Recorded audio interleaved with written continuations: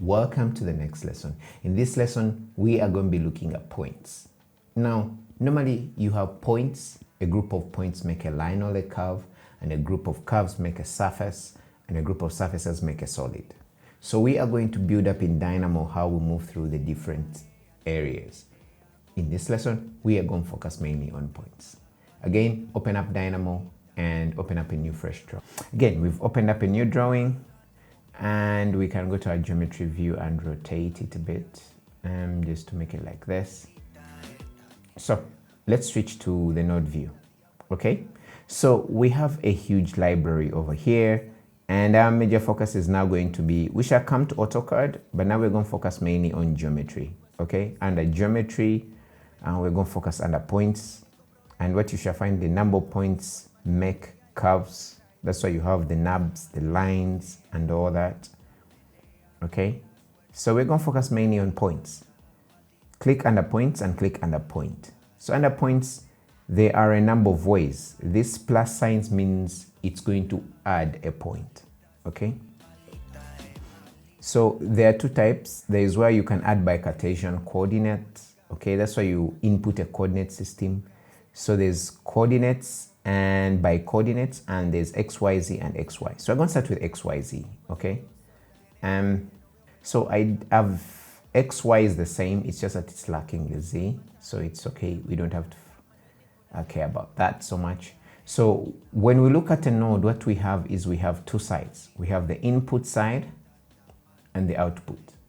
And what you can find about the node is also at the bottom there's something which shows what the output is, and there's some form of pin. So if you want to see the output, you can press the pin and that will always remain there. So if you click and drag the node around, it will move. Okay, so what we've said is a node can have multiple inputs and multiple outputs. Here we just have one output, but we are going to look at nodes where you have multiple outputs. So we are going to try and input something in regards to this node. So before we put something, we need to learn about the execution types. Okay, the execution types, there are three. There's automatic, there's manual, and there's periodic. So what does this mean? I'm going to demonstrate. Let me put something, let me get an input. So go to the library where we have input.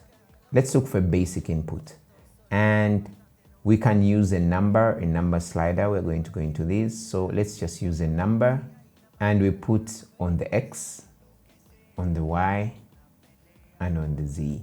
Let's change the number to 1, which will make sense. So when you change the number to 1, if you have automatic, everything is happening in real time. But let's say if we make it manual, if we change the number to 3, you can see it's not changing. Okay, it's not changing. It's until we click run that the number 3 is updated. So it's very important to note that when you are creating your script, understand if it's a small script, automatic is good. But if it's really large script, like some of the scripts you're going to look at in the lesson where we created pipe culverts, so I was creating pipe culverts to be automatically aligned based on chain edges.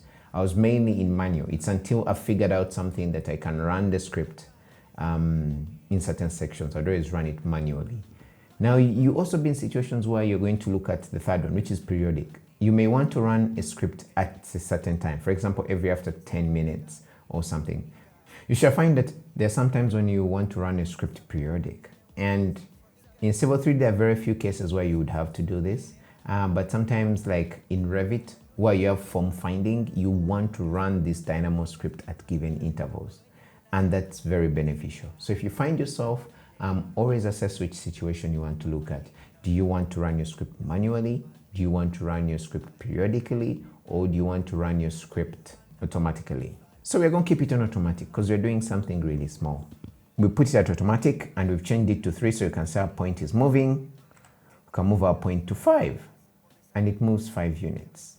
Okay, so let's look at another node called, let's look at this, the integer slider, and there's the number slider.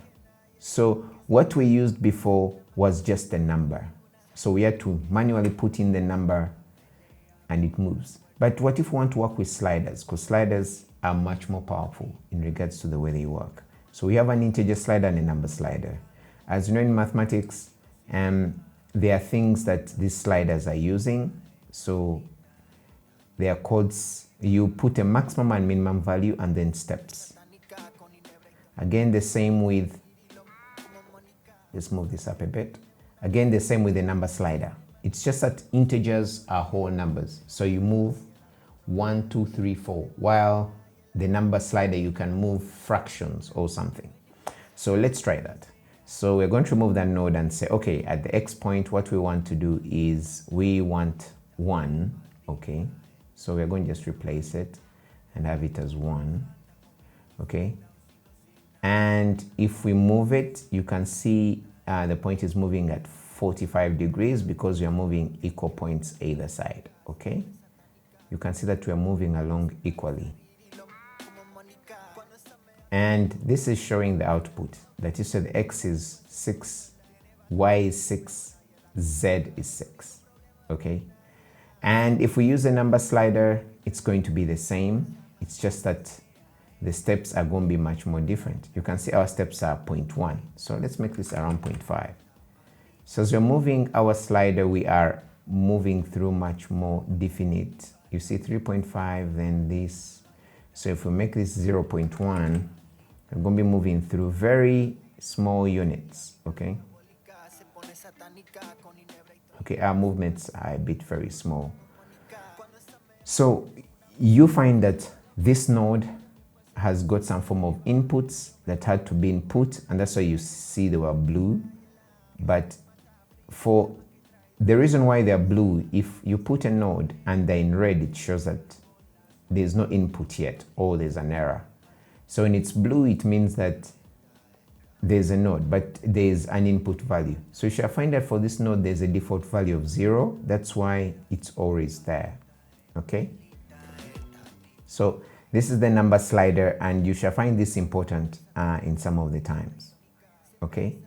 So we have the one which is called number, and you can always put a number. But then also there's something called a code block, so you can right click and type in code block.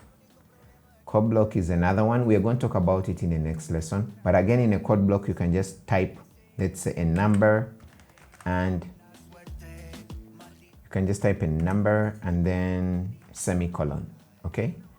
And what it will do is you can now input that number in the node, okay? So there are a number of ways of doing this in regards to having a range. So let's go back to this. So we have created a point that's at 6, 6, 6. So for example, if now we want to create another point, so we've created one point there, and now we want to create another point. So what we can do is we can copy this. So you can click it and then Ctrl C and then Ctrl V, and you have that, okay? So if you didn't see that, you can select this point, Ctrl C, and then you click here and you have Ctrl V, and you have copied your point. Now we can create another point, but this point, let's give it 0, okay, first start, so that you can see the different points.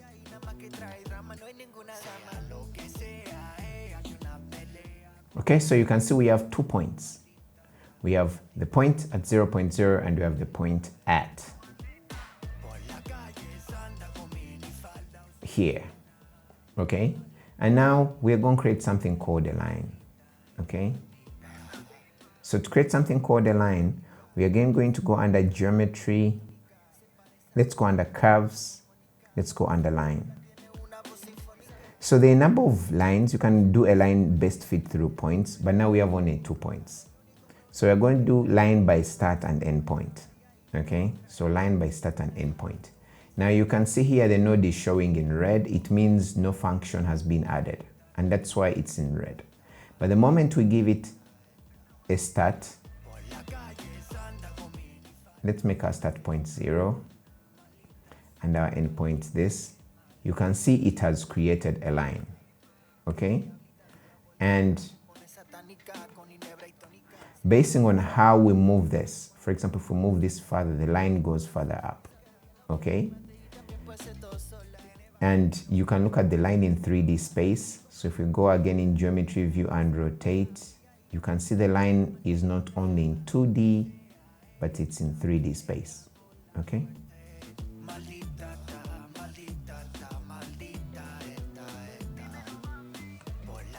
So what we have looked at is, we have looked at the different types of nodes, okay? We have looked at the different types of nodes. We've looked at input nodes. We looked at the number node. We've looked at the integer node. We've looked at the number slider. We've looked at a node called point by coordinates, and we've created a basic line. You know, we all start with a basic line because it's just a connection of 2 points. So the more you have more points, the more you have more lines. This makes a curve, and from a curve we make a surface, and from a surface we make a solid, okay?